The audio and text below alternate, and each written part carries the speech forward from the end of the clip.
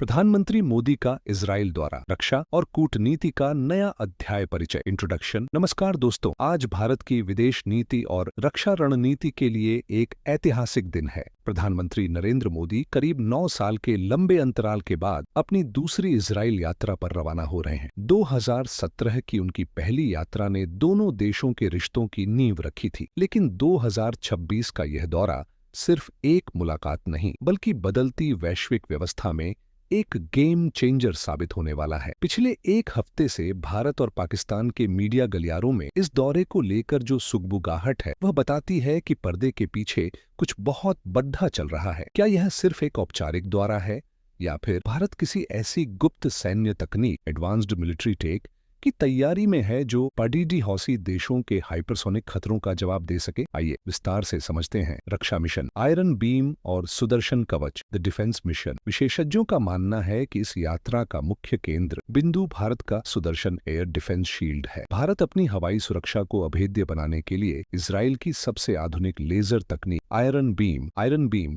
को इसमें शामिल करना चाहता है। आयरन बीम ही क्यों? इसके 3 बड़े कारण। किफायती सुरक्षा, जहां S-400 जैसे सिस्टम की एक मिसाइल की कीमत लाखों करोड़ों में होती है, वहीं आयरन बीम का एक लेजर शॉट महज 200 रुपए से 500 रुपए के खर्च में दुश्मन के ड्रोन को राख कर सकता है। असीमित मारक क्षमता, जब तक बिजली की आपूर्ति है यह सिस्टम फायर करता रहेगा। इसमें मिसाइल खत्म होने का डर नहीं है। प्रकाश की गति, यह सिस्टम प्रकाश की गति से हमला करता है जिससे दुश्मन के मोर्टार और छोटे ड्रोन्स को संभलने का मौका भी नहीं मिलता। हेक्सागन अलायंस, एक नया वैश्विक गठबंधन, द हेक्सागन अलायंस। इस दौरे का दूसरा सबसे बड़ा पहलू है हेक्सागन नामक एक प्रस्तावित रणनीतिक समूह। प्रधानमंत्री नेतन्याहू और पीएम मोदी मिलकर एक ऐसे गठबंधन की नींव रख सकते हैं जिसमें भारत और इजराइल के साथ UAE, सऊदी अरब, ग्रीस और साइप्रस शामिल हो सकते हैं। इस गठबंधन के मुख्य उद्देश्य AI और ड्रोन, रक्षा क्षेत्र में आर्टिफिशियल इंटेलिजेंस का साझा विकास, कनेक्टिविटी, भारत से मिडिल ईस्ट होते हुए यूरोप तक गैस पाइपलाइन और पावर ग्रिड का